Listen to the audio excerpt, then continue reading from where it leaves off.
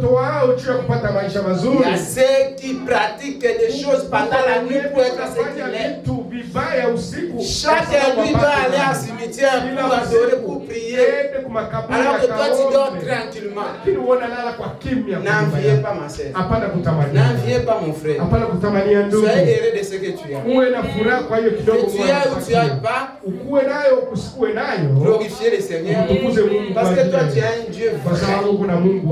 Tu as un Dieu réel. Tu as un Dieu qui te donne sans condition. Et si lui te donne, amen. Si lui te donne, mon frère, personne ne peut te racher ça. Amen. Je vais vous dire une chose. On a déjà commencé. Je vais vous dire une chose. Aujourd'hui, dans les églises, j'aime pas attaquer les serviteurs. Mais j'aime dire seulement la vérité. J'ai le respect aux serviteurs. Il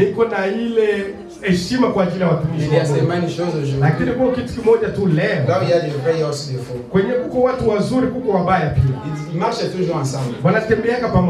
Là où il y a des vrais, il faut aussi le faux doit être là. Maintenant, ceux qui tuent aujourd'hui les serviteurs, c'est la popularité. C'est l'envie. C'est l'arrogance. C'est des spectacles. Des spectacles fait le il m'a mis en scène. Des spectacles. Il y a des serviteurs de Dieu. Même dans les messages qui va aller chercher les fétiches pour faire des spectacles dans l'église. Tu ne veux pas attendre le temps de Dieu. Tu travailles lentement et sérieusement. Dieu travaille lentement et sérieusement. Mais aujourd'hui dans les églises, surtout les serviteurs de Dieu qui veulent être populaires, qui veulent faire des spectacles, qui veulent qu'ils puissent être reconnus, ils pratiquent même des occultistes. Il faut faire des spectacles. Tu ne veux pas attendre le temps de Dieu. Tu veux entrer dans l'église. Je vous dis la vérité.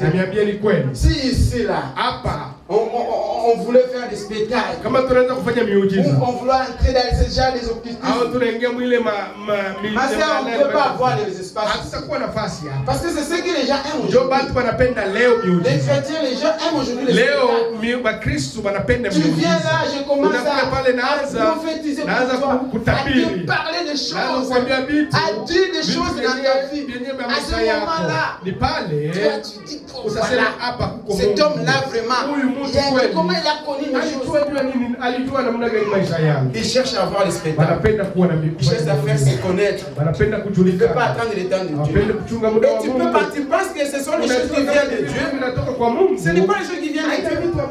C'est les choses qui viennent du diable. Seulement, il fait faire des spectacles. Il veut que les gens puissent le voir. Il veut être populaire. Il ne veut pas attendre le temps de Dieu. Dieu travaille lentement et sûrement. Un vrai Dieu ne travaille pas rapidement. Dieu travaille avec le temps. Quand le temps arrive, quand le moment arrive, que Dieu veut te bénir, Dieu veut te lever, Dieu veut te récompenser de ce que tu as fait pour lui, il va le faire. Avec le temps. Mais si toi tu es pressé, si toi tu es quelqu'un d'envie, tu veux seulement envier. Moi je veux que l'église puisse être remplie. Tu vas entrer, on va t'initier des choses que vous allez voir. Je viens ici, je commence à prophétiser. Je commence à faire des miracles. Ces miracles-là, il y a des miracles qui ne viennent pas de Dieu. Amen. Il y a des miracles qui ne viennent pas de Dieu. Il y a des miracles qui viennent du diable. Parce qu'il veut être populaire. Parce qu'il veut faire des spectacles. Parce qu'il veut la précipitation. Il veut être béni, être prospéré. Que les gens puissent le voir. Que là et là. Ça, c'est son envie. C'est l'envie qui amène les gens. Nous, on sera avec le Dieu réel. Amen. Que l'église soit remplie ou pas, qu'on puisse être béni ou pas, nous allons rester avec un Dieu réel. On ne va pas mélanger ce Dieu-là. Qu'est-ce que tu peux y avoir aujourd'hui? D'avoir toutes ces choses et d'aller en enfer. Je préfère de manquer, mais d'aller au ciel. Amen. C'est ce qui se passe aujourd'hui dans les églises. Surtout aux serviteurs de Dieu. La précipitation. L'envie. Sœur, si tu es ici, tu as l'esprit d'envie. Mon frère, si tu vis, Dieu ici, tu as l'esprit d'envie. Chercher la délivrance. Parce que ça peut t'amener en enfer. L'envie, ça va toujours te pousser, entrer. Parce que tu as l'envie, je vais être comme celui-là. Et ça, quand ça entre dans ton esprit, si tu rencontres quelqu'un, tu veux être comme celui-là. Mais moi je connais, je sais où je peux t'amener pour être comme celui-là. Comme toi tu avais déjà l'envie, tu ne vas pas résister. Tu ne vas pas résister. Directement tu vas accepter. Parce que l'esprit d'envie habitait déjà à toi. Chercher seulement à te rencontrer avec quelqu'un qui va t'initier pour entrer. Et tu vas y entrer. Au début, on va te dire, non, il n'y aura pas de sacrifice. Il n'y aura pas de sacrifice. On va juste te donner un mouchoir. On va juste te donner une petite bague. On va juste te donner un cravate. Le début c'est comme ça. Et toi tu vas dire, bon, il n'y a pas de rien. Moi je vais être, je vais rouler, je vais avoir des maisons, je vais avoir l'argent, je vais vivre. Et tu vas y entrer. C'est le début. Après, il va commencer à demander. Oh, mais nous on t'a donné. Mais toi aussi il faut donner. Les règles de donner en fait. C'est la main qui donne, c'est la main qui reçoit. Mais toi, maman. Tu as pris à nous. On t'a donné la succès. Tu as fait des miracles à l'église. L'église est remplie. Tu es reconnu. Tu as d'argent. Papa, écoutez, il va sacrifier. Quand il va commencer là, ce n'est pas les petites choses que toi tu passes. Parce qu'il demande seulement les gens que toi tu aimes tellement. Vivre ce que tu as. Glorifier Dieu en ce que tu as. Remercier Dieu parce que tu es un Dieu réel. N'entrez pas dans des choses spectacles, dans l'envie. L'envie va t'amener en enfer. L'envie n'est pas pour les chrétiens. Il faut que tu puisses te débarrasser de l'esprit de l'envie. C'est un esprit très mauvais. Ça va te conduire lentement ici, dans les occultismes, dans les sciences, dans les marabouts, dans les fétiches, sans toutefois savoir. Et quand tu vas savoir, ça sera trop tard parce que tu es déjà dedans. L'envie, c'est très dangereux. Que Dieu vous bénisse. Glorifiez Dieu. Parce que tu pries un Dieu réel. Tu pries un Dieu qui n'est pas mélangé. Tu sers un Dieu vrai. Un Dieu sincère. Remercie Dieu de ce qu'il fait pour toi. Remercie Dieu de ce que tu as. Ne cherchez pas. Parce que je vais être comme celui-là. Celui-là, tu ne sais pas qu'est-ce qu'il a fait. Vous n'êtes pas des mêmes noms. Vous n'êtes pas des mêmes familles. Vous n'êtes pas des camarades. Même des camarades. Un camarade que tu vois que lui, il aime des envies. Il aime toujours des choses, mais ça ne se mesure pas à sa vie. Fais attention à cette camarade-là. Parce que lui déjà c'est la santé. D'abord, il ne prie pas. Il connaît ton Dieu, le Dieu là, toi tu parles là, lui il s'en fout de Dieu. Maintenant toi tu t'associes avec un camarade comme ça. C'est facilement qu'il puisse t'initier. Facilement comme ça tu as. Faites attention à ça. Faites attention mon frère. Il faut éviter l'esprit d'envie. Glorifier Dieu et ce que tu as.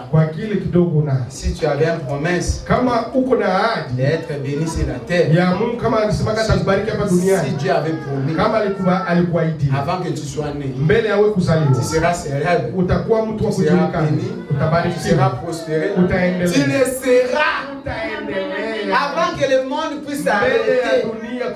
Toi tu le seras. Parce que c'est une promesse de Dieu.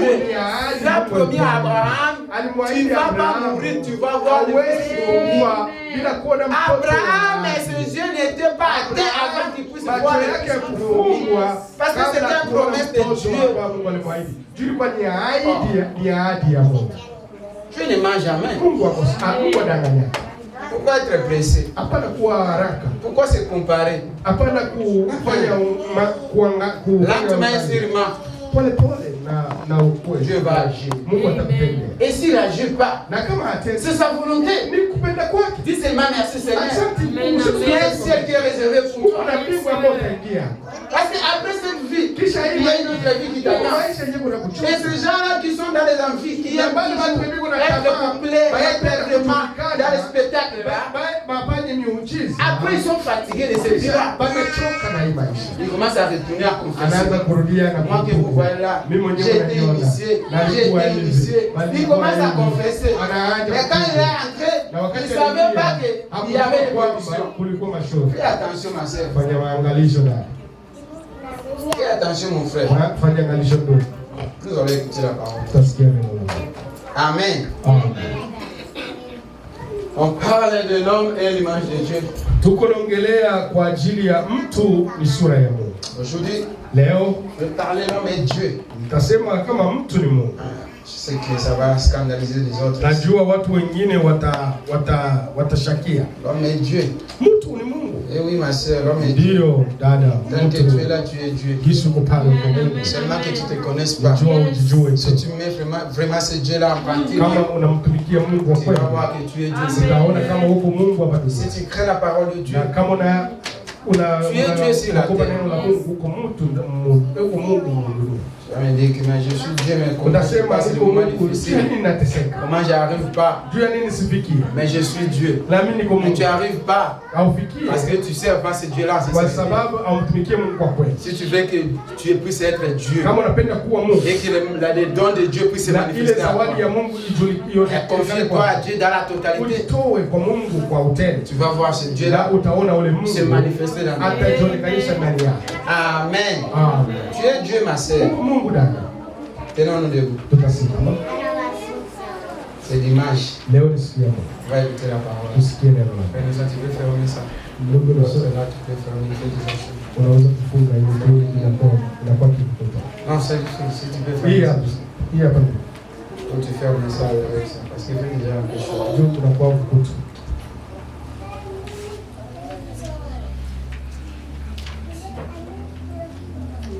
Tenez-nous debout. Nous allons lire la parole. L'homme est l'image de Dieu. Aujourd'hui, on va parler l'homme et Dieu. Moi, je suis Dieu. Même si je traverse le moment difficile, même si je suis en train de souffrir, mais je suis Dieu. J'ai une promesse que Dieu m'a donnée. Je suis Dieu. Ouvrez vos Bibles.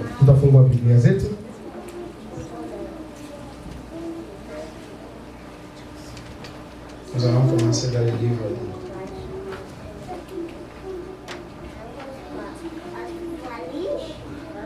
Exode chapitre 7. Tutaanza Kutoka sura 7, kitabu ya Kutoka. Exode chapitre 7 verset 1 jusqu'à verset 3. Kutoka sura 7 mstari wa kwanza mpaka wa 3. Exode 7. Kutoka sura 7 3 mstari wa 3. Exode 7 1 3. Hein? Exode chapitre 7 verset de la première verset jusqu'à 3. Kutoka sura 7 mstari wa kwanza mpaka wa 3. L'homme est Dieu. Est-ce que c'est vrai? Oui. L'homme est Dieu. Tel que tu es là, tu es Dieu, ma sœur, mon frère. Mais pour que les dons de Dieu puissent se manifester à toi, c'est là où ça se pose des problèmes. Mais tu es Dieu. Écoutez ce que la Bible dit. Exode chapitre 7, verset 1 jusqu'à 3. Nous lisons au nom du Seigneur Jésus-Christ. Amen. L'Éternel dit à Moïse. L'Éternel dit à Moïse. Vois, je te fais Dieu pour Pharaon. Amen. Et Aaron, ton frère, sera ton prophète. Alléluia. Toi, tu diras tout ce que je t'ordonnerai. Et Aaron, ton frère, parlera à Pharaon pour qu'il laisse aller les enfants d'Israël hors de son pays. Et moi, j'endurcirai le cœur de Pharaon. Et je multiplierai mes signes et mes miracles dans le pays d'Égypte. Amen. Amen. Frère, nous sommes appelés. Nous sommes appelés. Kutoka sura 7 mstari wa kwanza mpaka wa 3.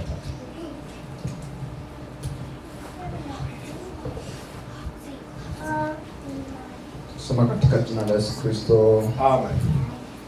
Bwana akamwambia Musa, angalia, nimekufanya wewe kuwa kama Mungu kwa Farao, na huyo ndugu yako Haruni atakuwa nabii wako. Atanena hayo yote nikuagizayo, na ndugu yako Haruni atanena na Farao, ili awape wana wa Israeli ruhusa watoke nchi yake. Nami nitaufanya mgumu moyo wa Farao, nami nitazifanya kuwa nyingi ishara zangu na ajabu zangu katika nchi ya Misri. Amen. Amen. Seigneur, nous avons lu parce que nous étions à l'école. Bwana Mungu, tunasoma kwa sababu tulienda shule. Nous demandons ton esprit sur nous. Tunalomba roho yako kati yetu. Pour que cette parole puisse kwa sababu hii neno ikale ndani ya moyo. Descends parle-nous. Shuka na useme nasi. Et que cette parole na hii neno puisse s'installer dans nos cœurs. Ikale iketi ndani. Commencer avec nous. Anza nasi. Du début jusqu'à la fin. Kuanzia mwanzo mpaka mwisho. Seigneur Jésus. Jina la Bwana Yesu Kristo. Amen. Amen. Amen. Amen. Oh, l'homme n'est pas Dieu ici. Oh, mtu ana Mungu. Moïse c'était un homme comme toi. Musa alikuwa mtu kama wewe. Il était un homme comme toi, comme moi. Alikuwa mtu kama wewe kama mimi. Moïse c'était quelqu'un qui a commis aussi des péchés. Ni mtu mwenye alifanya dhambi, alifanya vitu vibaya. Il est né comme toi et moi. Alizaliwa kama vile Moïse ce n'est pas un ange, ce n'est pas un extraterrestre. Musa hakuwa malaika. Mais Dieu lui a fait Dieu. Et puis si tu lis bien ta Bible, ce Dieu ici, ce n'est pas avec un petit D, mais c'est avec un grand D. Ce n'est pas un petit Dieu, mais ça s'écrit avec un grand D. Cela veut dire que Moïse était Dieu. Dieu lui a donné le pouvoir. Dieu lui a dit, tu te fais Dieu. Amen. Avant de commencer, je voulais parler quelque chose. Je voulais dire à un frère, à une frère ici. Frère, sœur, il ne faut pas s'associer. Donc il ne faut pas être complice des péchés. Si tu connais un frère, tu fréquentes un sœur, ou tu vis avec un frère, tu vis avec un frère, tu vois que sa vie n'est pas digne. Il faut lui montrer la parole de Dieu. J'ai parlé ici de Matthieu 18. Matthieu 18, ça nous dit, si tu vois ton frère ou ta soeur qu'il ne marche pas bien dans la parole de Dieu, allez le voir, parlez-lui. Nous venons ici. Nous prions notre Dieu. Nous se sacrifions, nous s'agenouillons ici pour que Dieu puisse opérer dans nos vies. Pour qu'on puisse voir la main de Dieu ici. Pour que Dieu, des choses puissent changer dans nos vies. Alors que toi, tu mènes une vie, une mauvaise vie. Et que toi, frère, toi, sœur, qui est ici, tu sais que le frère là, il ne se comporte pas bien à la parole. Mais toi, tu es complice. Sœur, frère, si tu es complice, toi aussi Dieu va te condamner, va te juger. Parce que tu es complice du péché. Si tu vois un frère, un sœur qui est convenu avec nous ici, qui se présente et que c'est un frère, c'est un sœur, alors que sa vie n'est pas digne, dénoncez-lui, allez le voir, montrez-lui la parole. Et s'il ne t'écoute pas, amenez le problème. On va lui parler, on va lui dire. Si c'est un croyant de cette église, si c'est un membre de cette église, on va l'excommunier. Ce n'est pas un péché. Nous sommes en train de sauver son âme. Quand il va partir, si c'était vraiment un enfant de Dieu, il va retourner pour confesser, pour arranger sa vie. Mais toi qui fais la compromis avec du péché, ça veut dire que tu es complice du péché. Ce n'est pas bien pour la parole de Dieu. Tu es en train de tuer encore la personne. Parce que lui, il est déjà égalé. Toi, tu contribues encore dans ce péché. Non, sœur. Non, frère. Tu découvres quelqu'un comme ça. Montrez-lui la parole de Dieu. Et s'il n'écoute pas, venez avec les cas ici. On va lui parler. Et si ça ne marche pas, on va l'excommunier. Nous ne venons pas ici, comme je l'ai toujours dit, nous ne sommes pas ici dans un bar, nous dans un restaurant. Ce n'est pas un Walmart. Nous ne sommes pas ici dans un musique. Nous venons ici, il y a des gens, des responsables. Nous venons ici pour chercher l'éternité. Nous venons ici pour confier nos vies au Seigneur Jésus-Christ. Nous ne venons pas ici pour s'amuser, pour perdre notre temps. Alors nous ne pouvons pas s'associer avec les gens qui ne vivent pas la parole de Dieu. La Bible dit, tu ne peux pas être ni chaud ni froid. Il faut choisir un camp que tu vas servir. Alors que nous se sacrifions ici, nous prions, nous gênons. Toi, tu viens ici pour apporter la foi dans l'église. Non, nous ne pouvons pas accepter ça. Ne soyez pas complices de ça. Je voulais vraiment que les frères puissent être là. Si elle était là, je voulais lui parler. Je les ai sortis vraiment aujourd'hui. Je puisse nous quitter. Mais comme il n'est pas là, si vous le croisez dans la rue, si vous le connaissez ou vous le parlez au téléphone, considérez-le comme un païen. C'est un païen. S'il veut venir ici, il faut qu'il puisse arranger sa vie. Il ne veut pas se venir avec nous. Nous recevons les gens qu'on ne connaisse pas. Parce que il y a des gens que on connaît très bien. Les membres de cette église qui sont ici. Mais quand les gens viennent, quand ils viennent avec le nom des chrétiens, des sœurs, frères, la porte est ouverte de recevoir. Mais après, on va continuer à suivre ta vie. Est-ce que c'est vraiment un frère? Est-ce que c'est vraiment une sœur? Et si c'est réellement une sœur, on va comprendre sa conduite dans la parole de Dieu. À ce moment-là, tu auras une place pour partager et pour écouter la parole de Dieu. Mais si tu avais une autre vie, comme on ne ferme pas la porte à quelqu'un qui vient pour adorer le Seigneur, la porte est ouverte, tu vas y entrer. Mais on va te suivre avec les Écritures. Et quand on va te suivre avec les Écritures, c'est pour que tu puisses retourner dans le chemin, que tu puisses abandonner les mauvaises vies. Peut-être tu n'avais pas là où écouter la parole, tu pouvais attirer dans cette ignorance, tu t'étais égaré.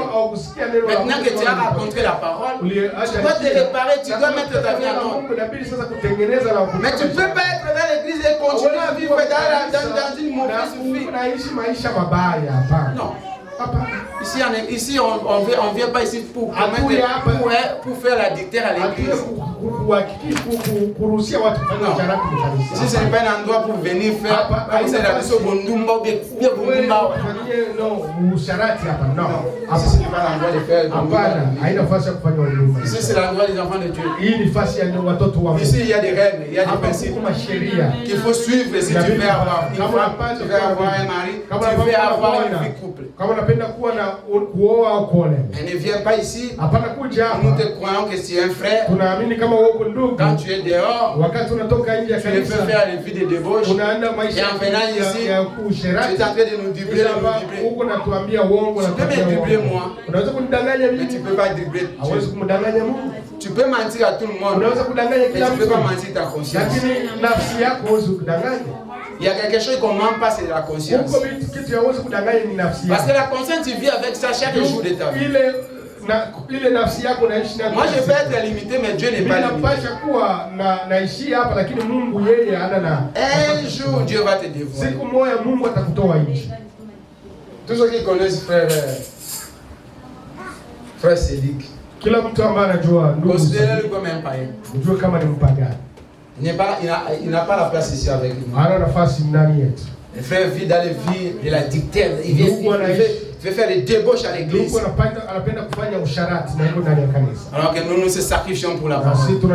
Il y a des enfants de Dieu ici qui se donnent, qui s'abandonnent, qui se ferment. Ils ont besoin de la chair.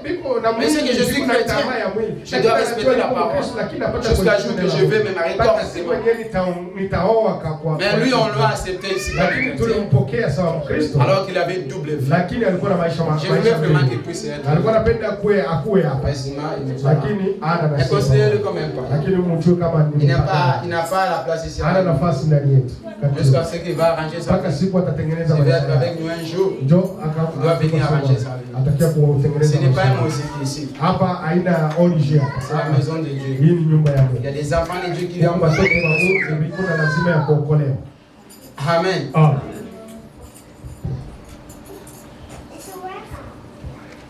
Dieu dit à Moïse, Moïse va, je te fais Dieu de Pharaon. Et Aaron, ton frère, sera ton prophète. Amen. Dieu dit à Moïse, Moïse est un homme comme toi, comme moi. Moïse a péché. Moïse a tué. Moïse a gommé frère. Mais Dieu lui a fait tuer. Amen. Dieu a fait Dieu à Moïse. Pourquoi? Parce qu'après avoir péché, Moïse s'est repenti. Et Moïse avait une promesse à lui. Tel que Dieu est là, Dieu a une promesse à toi. Tu as une promesse avec Dieu. Et cette promesse, pour que ça puisse s'accomplir, mon frère qui est ici, si tu veux que les promesses que Dieu a mis à toi puissent se manifester, si ma soeur, tu veux voir les dons que Dieu a mis à toi, puissent être épanouis, je vais te donner un secret. Il n'y a pas de secret. Il n'y a qu'un seul secret. Si tu veux que Dieu puisse se manifester, si tu veux être Dieu comme Moïse, ma soeur, il y a un secret. Le secret, c'est la prière. Amen. Il n'y a pas un autre secret. Moïse, après d'avoir tombé, il s'est repenti, il s'est confié sa vie à Jésus-Christ. C'est là où Dieu a vu. Le moment est arrivé maintenant que Moïse puisse aller libérer les enfants d'Israël. Et tu ne peux pas aller comme un homme ordinaire. Parce que Pharaon c'était un Dieu. Moi aussi je te fais Dieu d'Israël. Amen. Oh, comment? Moi je peux être Dieu. Ma sœur, tu es Dieu. Les promesses pour tout le monde. Les problèmes seulement. Si tu veux que les dons puissent se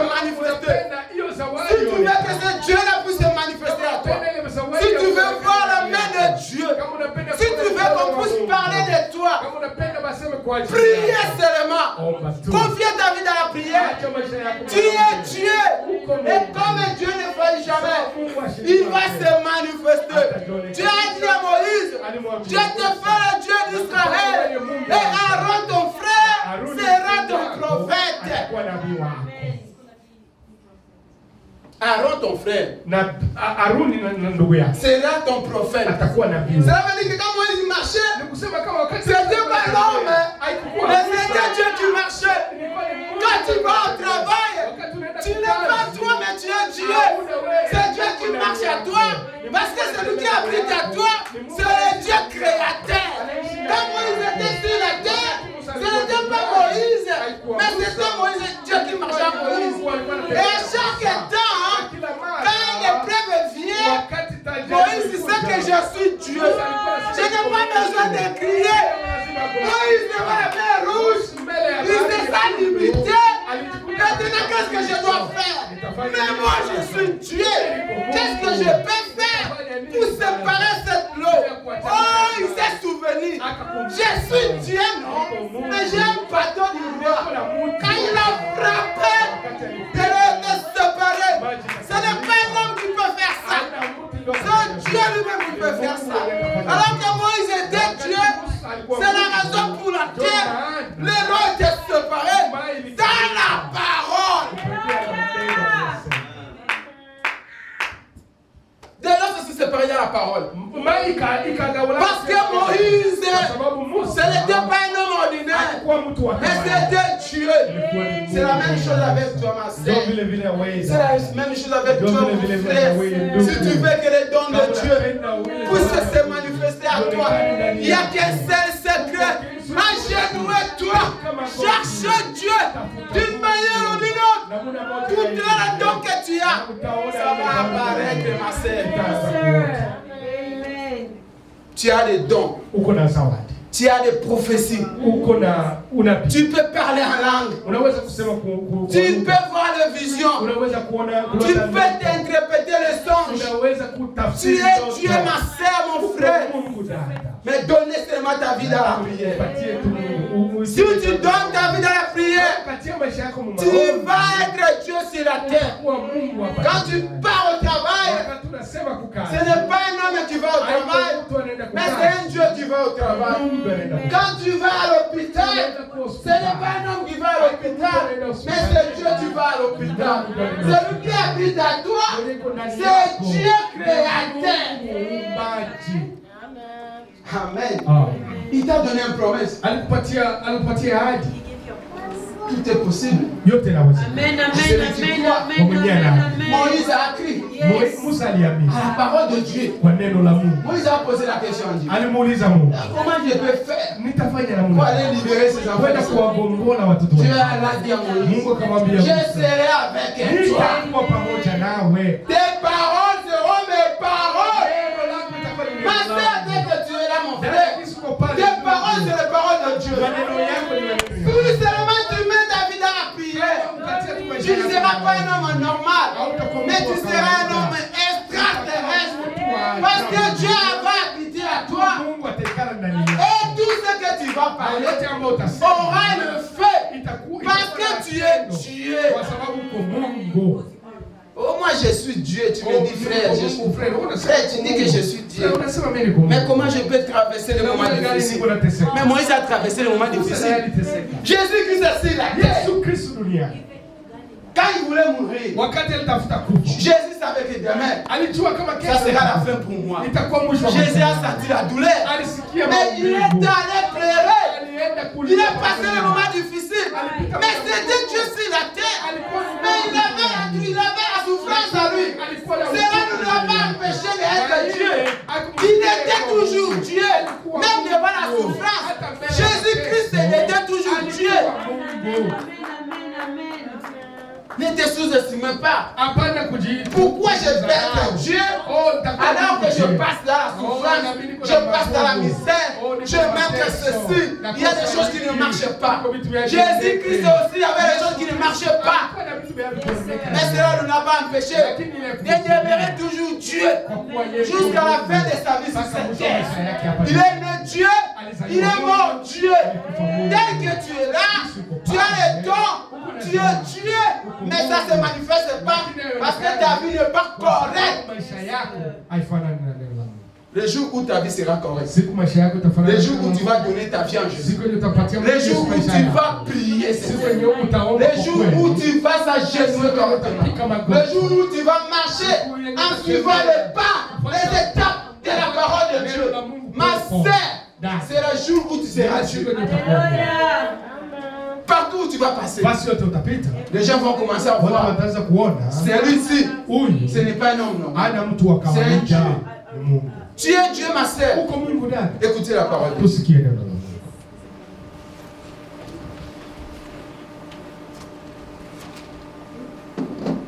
Psaume 82. Zaburi makumi munane na mbili. 6 mstari wa 6 jusqu'à 7. Akawasaba. Tu es Dieu, ma sœur. Uko Mungu dada. Dieu t'a donné le pouvoir de dominer. Mais que pour ça se manifeste, pour que les dons que tu as à toi puissent être apparaître, il faut la prière. C'est la prière qui peut manifester les dons que tu as. S'il n'y a pas la prière, tous les dons excellents que tu as, ça ne va pas se manifester. Si tu veux que les dons que tu as puissent se manifester, donnez seulement ta vie aux prières. Moïse partait dans les forêts.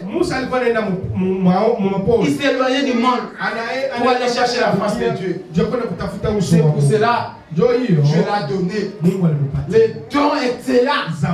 D'être Dieu de dominer, le Dieu de Pharaon. Tu peux dominer le monde, tu peux diriger le monde. Les problèmes avec toi, tu ne prends pas le temps avec Dieu. Tu n'as pas le temps de prier. Tu n'as pas le temps de se consacrer. Tu n'as pas le temps de chercher Dieu. Tu n'as pas le temps d'abandonner le monde. Il y a toujours des péchés qui t'empêchent d'abandonner le monde pour que tu puisses être Dieu. Mais tu as une promesse. Dieu t'a donné une promesse. C'est des promesses. Ça ne peut pas s'accomplir si tu ne pries pas pour que ça se manifeste. Que tu donnes ta vie à Jésus.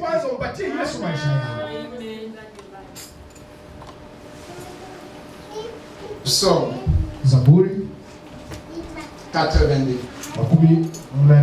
Écoutez ce que la Bible dit. Alléluia. Amen. 6 à 7. 6 à 7. Nous lisons Psaume 82, au verset 6 à 7, au nom du Seigneur Jésus-Christ. Psaume 82. J'avais dit, vous êtes le Dieu. Hey, frère et toi, j'avais dit. C'est Dieu qui parle. J'avais dit, vous êtes le Dieu. Parce que ici on ne parle pas pour un homme. On ne parle pas seulement pour un pasteur. On ne parle pas seulement pour un prophète. On parle pour tout le monde. Si tu crées la parole de Dieu, si tu pries, tu es vraiment dans la profondeur. Écoutez ce que la parole dit. J'avais dit, vous êtes des dieux. Vous êtes tous des fils de Très-Haut. Alléluia. Cependant, vous mourrez comme des hommes et vous tomberez comme un prince. Alléluia. Un prince quiconque. Amen. Amen. J'avais dit, vous êtes tous les fils du Très-Haut. Cela veut dire que le même pouvoir qui était à Moïse. Ne répétez pas les choses de Moïse, ma sœur. Ne parlez pas les choses passées. Maintenant, c'est à toi de chercher ce Dieu-là. Que ce même Dieu-là, qui est le même hier, aujourd'hui, éternellement, qui puisse maintenant se manifester à toi. Car toi aussi, tu as la perspective. Tu as aussi la fin du Très-Haut. Tu as aussi le pouvoir.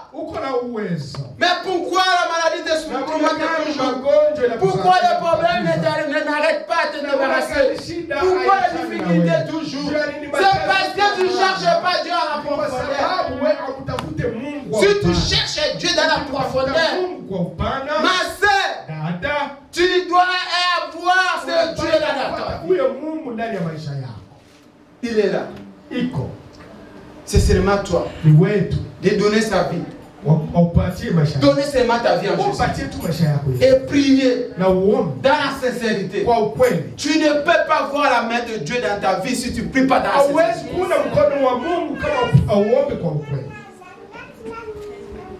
Tu ne prends pas le temps d'adorer, de prier Dieu. Tu n'as pas le temps de se consacrer. Mais ce Dieu-là ne peut pas se manifester dans ta vie. Tu ne peux pas être Dieu. Moïse, pour être Dieu, il s'est fait des sacrifices. Ce n'était pas seulement un de ces 4 matins. Moïse, je te fais Dieu. Non. Il y avait des sacrifices que Moïse a fait. Moïse a quitté la ville pour aller s'éloigner quelque part, pour chercher la face de Dieu. Moïse a prié chaque nuit, chaque jour. Moïse a donné toute sa vie en Dieu. Et en retour, Dieu a dit, l'homme idéal pour libérer les enfants d'Israël, c'est toi, Moïse. Tes prions arrivent au ciel. Je te donne le pouvoir. Je te donne toute l'autorité. Je serai avec toi. Tes paroles seront mes paroles. Tes actes seront mes actes. Tout ce que tu vas parler, tout ce que tu vas dire, ça va s'accomplir. Parce que tu es Dieu. Et moi-même, je vais t'accompagner pour libérer les enfants d'Israël.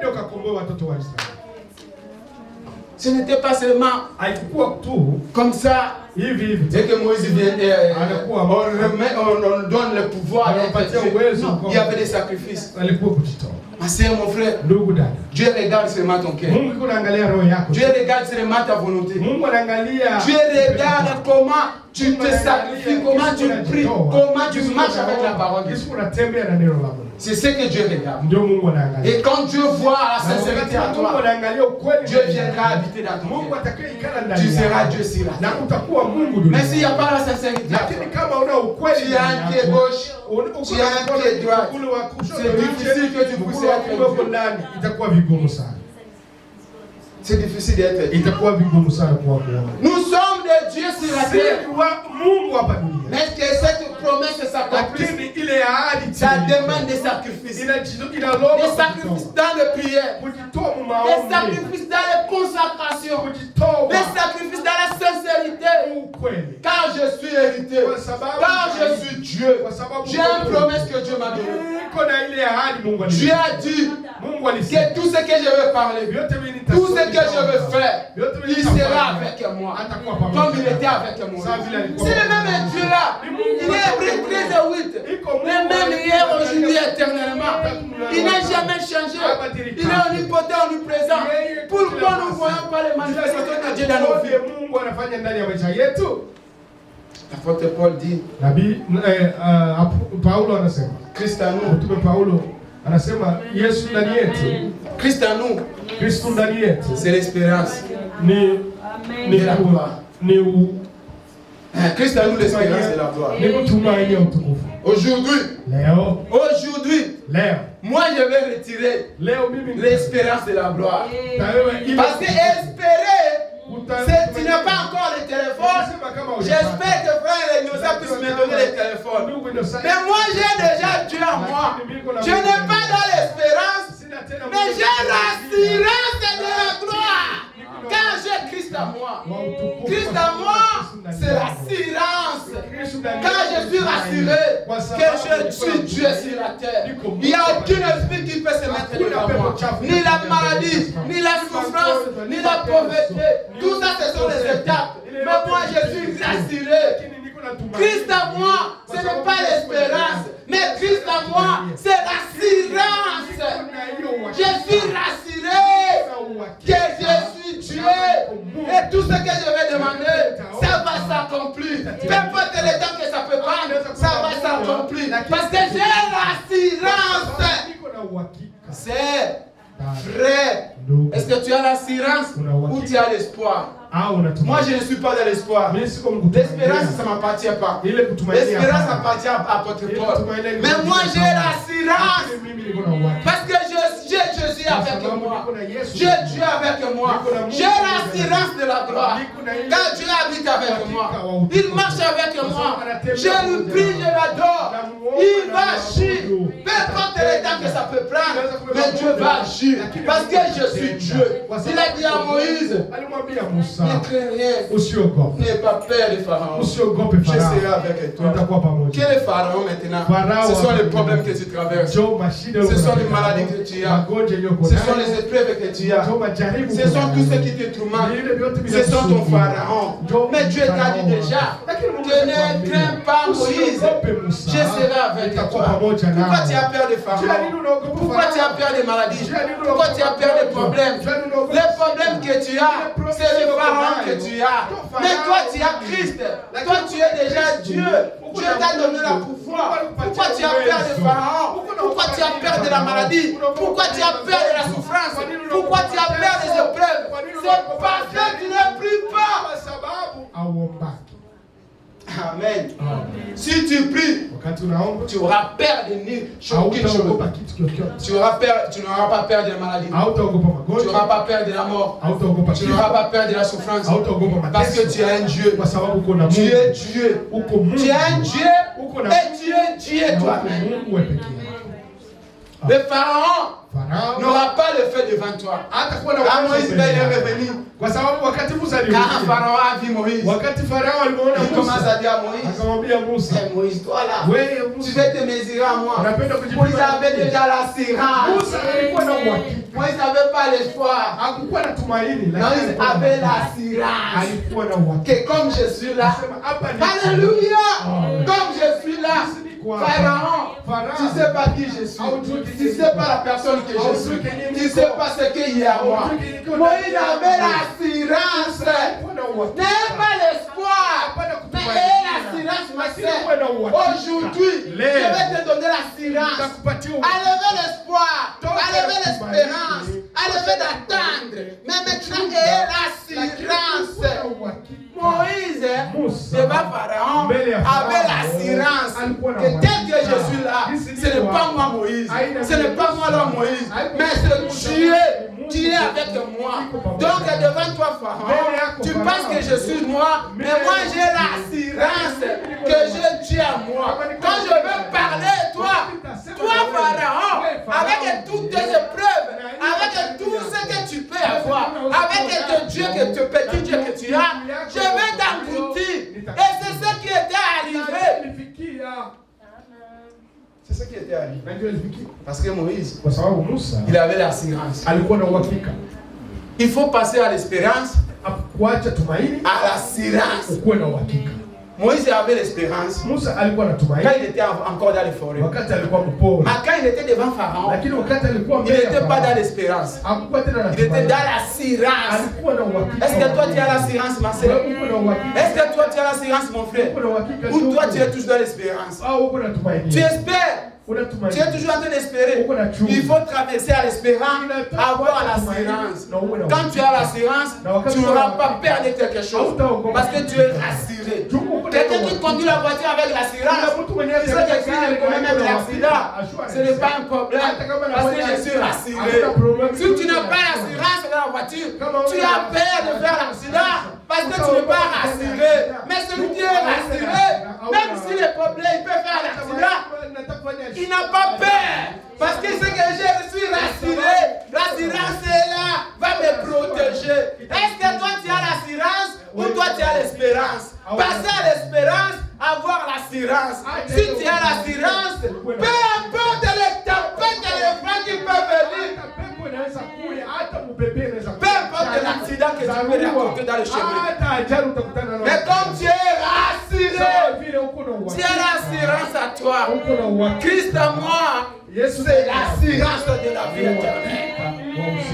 Ma soeur, mon frère, sortez de l'espérance. maintenant l'assurance, tu seras l'homme le plus heureux. Parce que tu marcheras avec Dieu. Dieu va habiter dans ton cœur.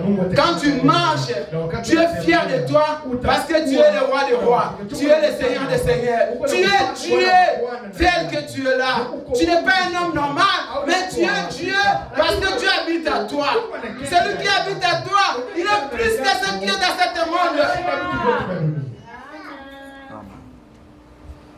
Écoutez la parole de Dieu.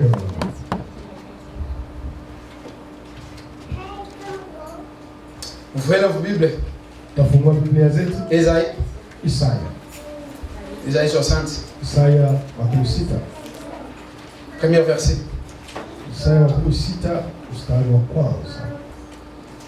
Jusqu'à deuxième verset. Ma sœur, passez de l'espérance à l'assurance. Si tu n'avais pas l'assurance, aujourd'hui je t'apporte l'assurance. Tu n'espères pas, mais tu es rassuré.